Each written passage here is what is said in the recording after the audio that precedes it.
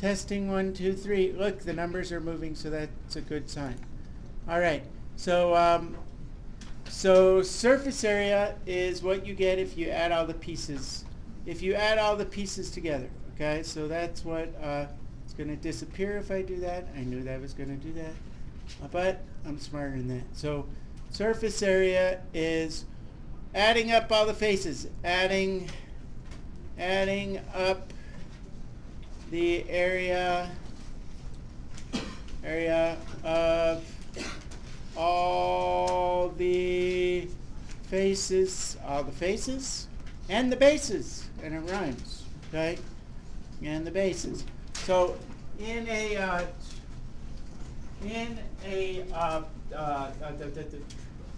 prism, this is a prism. The sides are called the lateral faces, and a prism has two bases, one there and one there. So if you like finding the surface area of that, I'd have to add up two bases, and I'd add and all the sides. If I were looking for the area of a pyramid, pyramids, remember, come to a point, I'd have to add up this area plus those 5 faces. Got it? Questions on that? So let's find some formulas, which I think is the next thing. With the person next to you, go ahead, give that a shot. Tell me how to find, go ahead and think about that for a minute, and then we're going to tell me how, I don't think we even need to spend much time. Who can tell me how I'd find the area of that thing? Surface area. Go ahead, Sahana. You find the area of the base, which is 6 times 8. Yes? And then you find the area of the rectangles. Okay, so how many bases do I have? 2. I have 2 that are 6 times 8, right? That's the bottom and the top. That's kind of, right? And then what else? And the sides. And then how many of these sides do I have? I have 2 of those, right? Which is 3 times 8? Yeah. And then I have this side and this side, which is what? 3 times 6. 2 times 3 times 6. And so I'd add all those up. That's 48 times 2, 96. That's 48, right? That's 18. That's 36. And then I'd add all the pieces up. What does that add up to? 14, 20, 11, 15, 180? 180, I think, meters squared, right? Surface area. So when you find the surface area of an object like that, you just add all the pieces.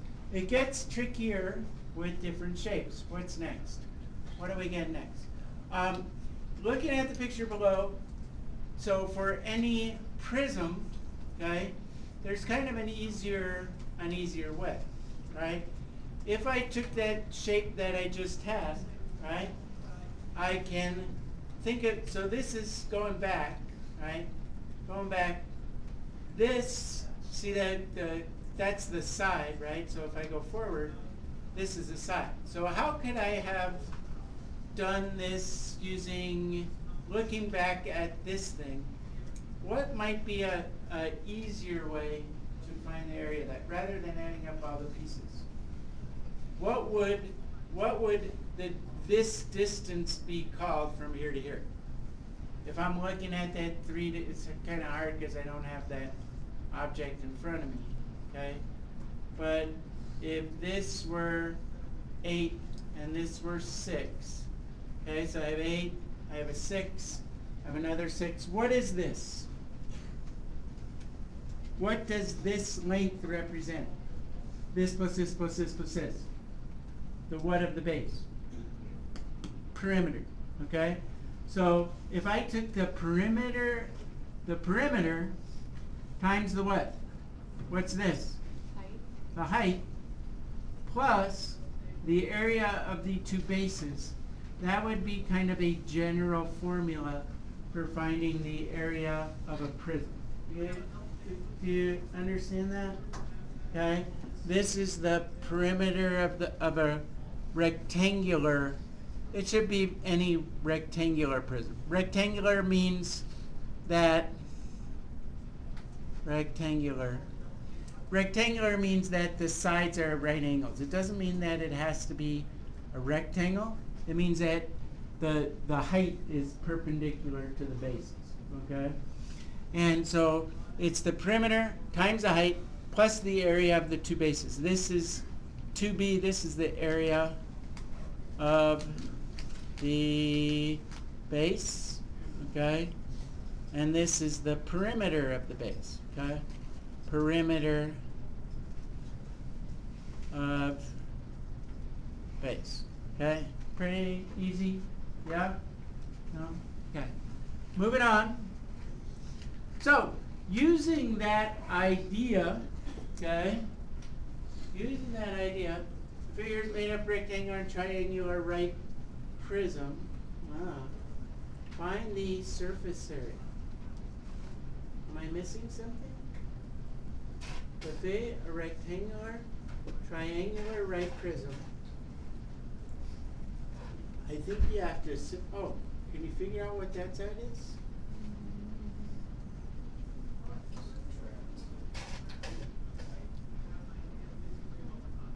Yes.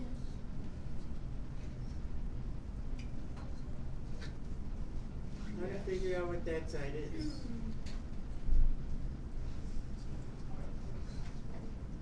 That's 6.9. I think you have to.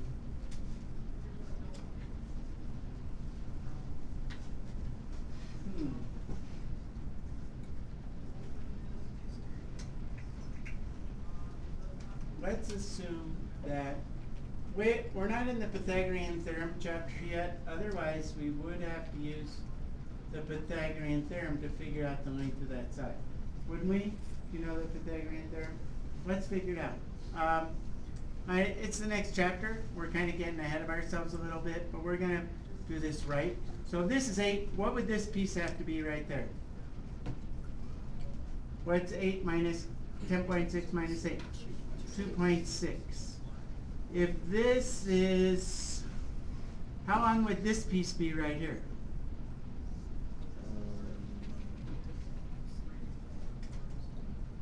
You see that? That'd be 13.5 minus 6.9? Yes? How much does that come out? 6.6. 6.6. So this has got to be 6.6. So I don't know if you guys remember. I know you learned the Pythagorean theorem in like 8th grade, but and it's not, doesn't come up until the next chapter. So this is kind of a bad problem. But you'd have to do something like this: equals c squared. Let me just do that on my calculator. Or can I borrow your calculator? Is that your calculator? 6.6 squared. Where's the squared? Squared plus 2.6 squared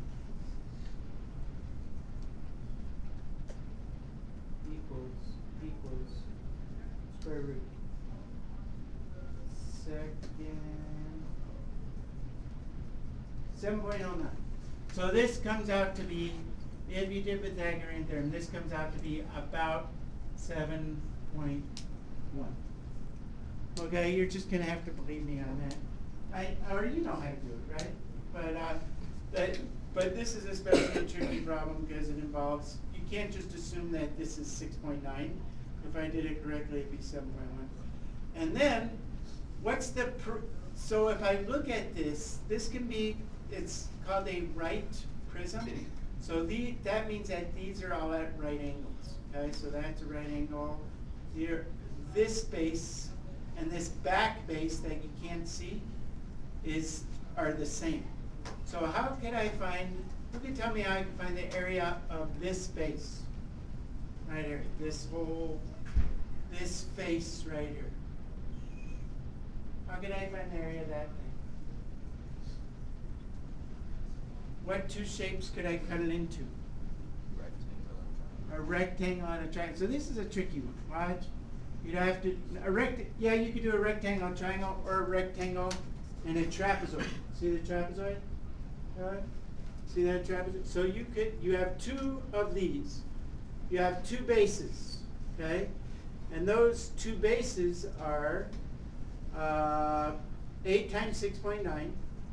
So it's 2 times 8 times 6.9 plus the area of this trapezoid, which is going to be, this is 8, right? 8 plus 10.6 divided by 2 times the height, which is 6.6. Whoa. Do you guys follow what I just did there? Am I going to, why don't you take your headphones out of your ears, okay?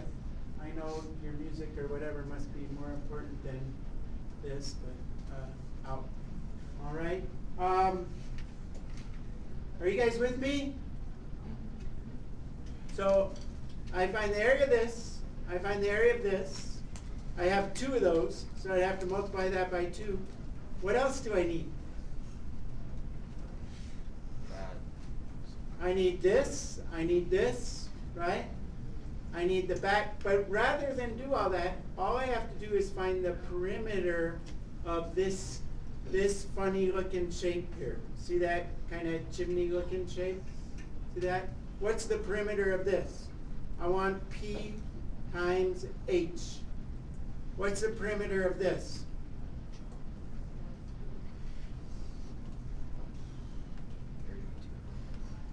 The perimeter is 10.6, right? Plus 13.5 plus 8 plus 8.9, right? 88. Plus 7.1. Did I get everything? 7.1. Do you guys understand what I'm doing? I'm finding this here all the way around. Right? That's the perimeter of that. And then all I have to do is multiply by how wide it is. Because that's going to give me the area of this piece, this piece, this piece, the bottom piece, and the top piece. Yes? All those pieces. So all I have to do is perimeter times H. You can think of this as a prism sitting on it's sitting on the wrong face. But if this base and the back base are congruent. So I do that times H. What's H? 6.5. 6.5. See the 6.5 times 6.5. So in order to do that, I'd have to take all this area of the base, 2 of those, and when I'm talking the area of the base, I'm talking about this face. And then I would take the perimeter of this and multiply by how wide that thing is. Because that would give me this face, it would give me this face, it would give me this face, it would give me this bottom base, it would give me this back base that I can't see back here, this one, right? And it would give me that back piece back there. So that's a lot of stuff, right? Oh wait, it just give me the sides. It give me this side, this side, this side, this side, and this side and that side. Anyway, I'm not going to add them all up because we have to get to some other ones. How can I find the surface area of a cylinder? Anyone know? Kind of. If I unroll this, okay, let's unroll this cylinder. I'm going to unroll this cylinder so that it makes a rectangle and so that it makes 2 circles. Do you guys see that I could unroll this to make that? Yes? If I unrolled this cylinder, what would this be? It would be the circumference of the circle. Do you see that? So this is 2 pi r. That's how I find the circumference of a circle. What would this be? It would be the height of the cylinder, or 12 in this case, right? And these are both this piece and this piece. So this has an area of pi r squared, and this has an area of pi r squared, right? Yes? Okay. So to find the area of a cylinder, it's going to be 2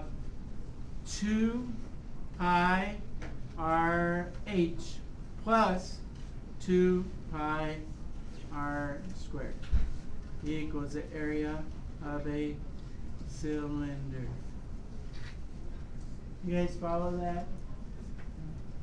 So in this case, the total area, surface area, this is an easy one, is going to be pi times 5 squared times 2 plus 2 times pi times 5 times, what's h? What's h in this case? 12. Okay? And so if I added all that stuff up, 25 times 2 is 50 pi. And 60 times 2 is 120 pi. I think I did that right. And altogether, I have 170 pi square inches. Squinches. No? Did I go too fast?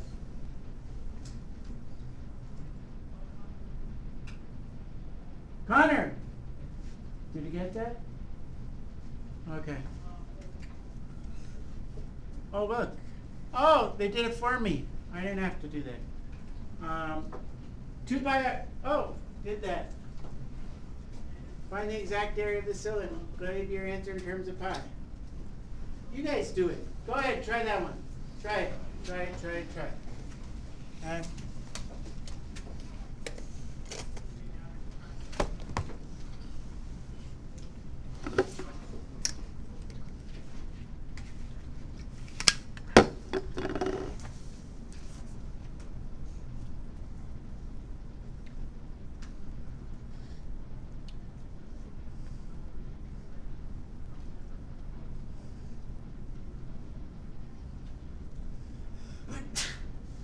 God bless you.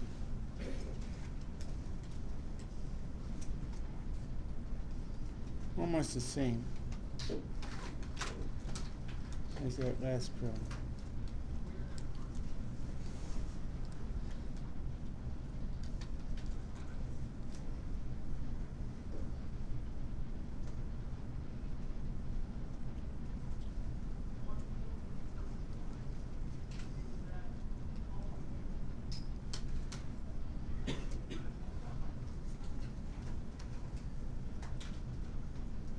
What do you get, Trevor? 106 pi. 106 pi?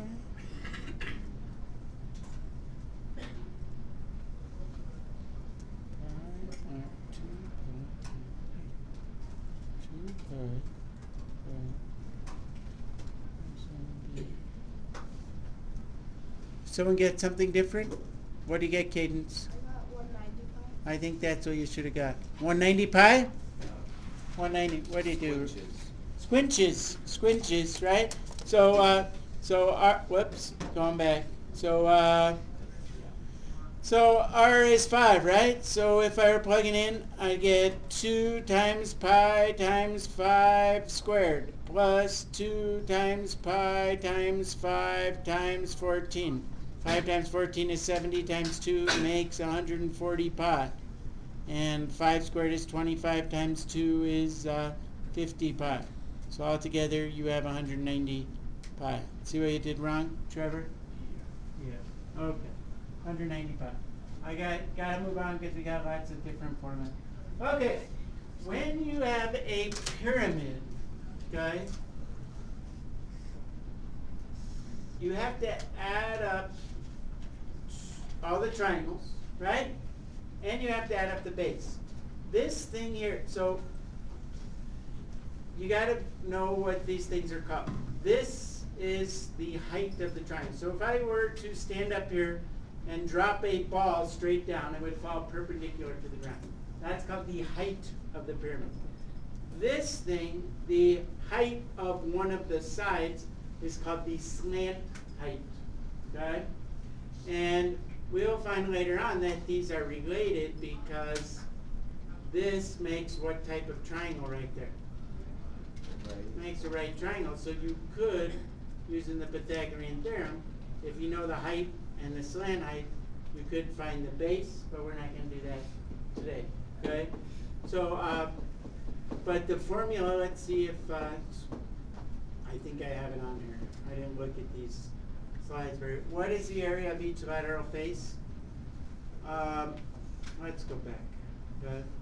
So if I want to find the area of this thing, do you guys see that I could take it, if it's a regular pyramid, I could unfold it like this and make a net for that. See that? Okay? So the area of this we'll call B.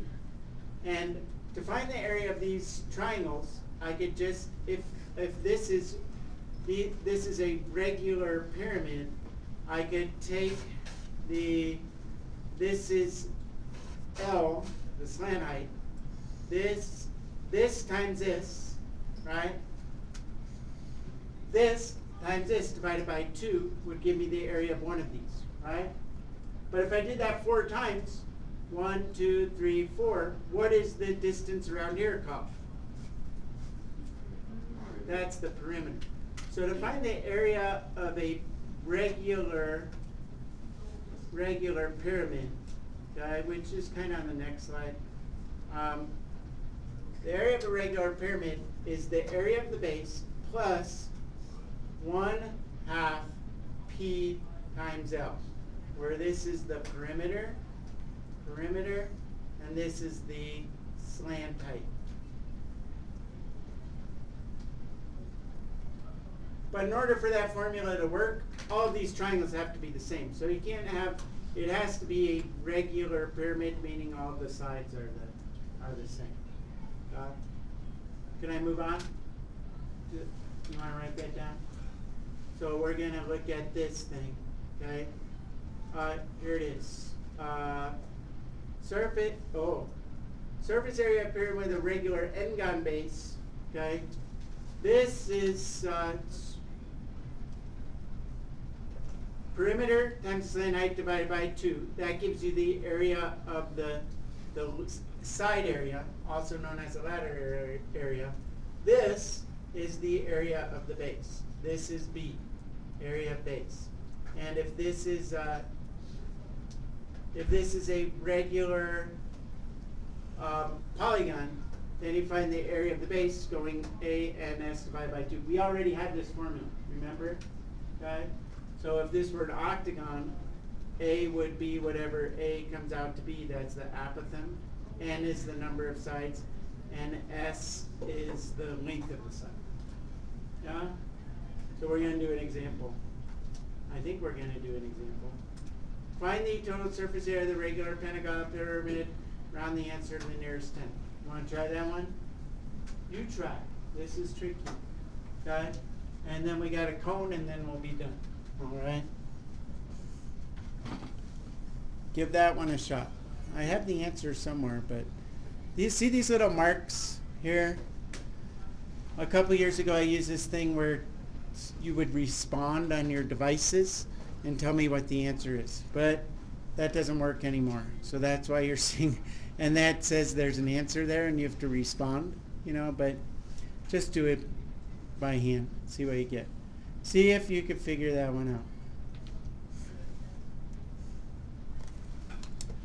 I got to figure that one out. Because I didn't do my homework. Did I? Let's pause. Oh, I've been talking a lot. Whoops, I forgot that. So I'm still recording. So if I added all those pieces up, I get 124.875. Very good. Who got that? You got that. Really? Kareem was the first one to raise his hand. I'm going to give him that. All right, moving on. Okay, now we got the last thing. Okay? I think that's the last thing. Let me make sure that's the last thing. Hold on. What's next? What's next? Okay, almost on the last thing. So let's go back. Go back. Uh-oh. Oh no, I want to go here. It's okay. We'll get there. So with a cone, okay, there's a cone. Surface area cone, just believe me, because we're going to run out of time soon. Well, we've got 10 minutes, right? It's the area of the base. This is the area of the base, just like we did. And this is the area of the side. And what they're showing you here is that this whole thing would be 2 pi r. right? 2 pi r. And then if I took all these pieces and I arranged them, if I cut this, so what they're doing here is they're cutting up this cone into part of a circle, okay? And this makes 2 pi r if I went all around there, okay? So this is 2 pi r. If I folded it up, it would make a cone. So it's kind of weird because this 2 pi r is this distance, but it would only make, when we make our, oh, you haven't seen them yet. We're going to do these parade balloons where we find the surface area of all these shapes. But this piece is equivalent to the circumference of the bottom, which is 2 pi r. So if I cut this piece and cut and align them end to end, this would be approximately the slant height. And the area of this thing would be pi r, because that's half of this distance, times L, which would be the height of this rectangle. And so what you end up with is this formula. I would just learn the formula, okay? It's pi r squared plus pi r L, all right? And it's not divided by 2 because unlike a prism, you'd be base times height divided by 2. In this case, the base is 2 pi r times the height divided by 2, okay? So just learn that formula, okay? And find the surface area of the cone with a slant height of 6 and a radius of 4. So all you do is you plug into the plug and chug. Pi times 4 squared plus pi times 4 times 6. Understand? Just plug and chug, okay? So you get 16 pi plus 24 pi is equal to 40 pi squinches. Squinches. I like to use squinches because it's cute. Get that formula? Yeah? No? Okay. I think that's it. Find the radius of this cone. Going backwards, I'm just going to do this example with you guys. Given the radius of this cone is find its total surface area 60 pi, find the slant height. So in this case, what you'd have to do is set it up like this. Surface area is equal to pi r squared plus pi r L. You're trying to solve this for L, right? You know radius is 5, so you can plug that in there and there, right? And you know this is 60 pi. So again, solving when you have a formula, you want to use algebra. So you have 60 pi equals 25 pi plus 5 pi L. Get what I just set up there? Yeah? What can I cancel out from both sides? I could cancel out this pi everywhere. Pi, pi, pi. Right? Whoops. Not the L, the pi. Going back. I could cancel out the pi. So now I have 60 equals 25 plus 5L. I get 5L equals, subtract 25 from both sides, 35. L equals? 7. See that? Okay? That's a good little problem. All right. I think I'm done. Am I done? Homework classwork. Page 466, 1 through 1150. These can be kind of a lot of work. So, I mean, you have till Thursday, right? So you got time to work on it. Do half of it today and half of it tomorrow. Okay? And we're done here. Stop.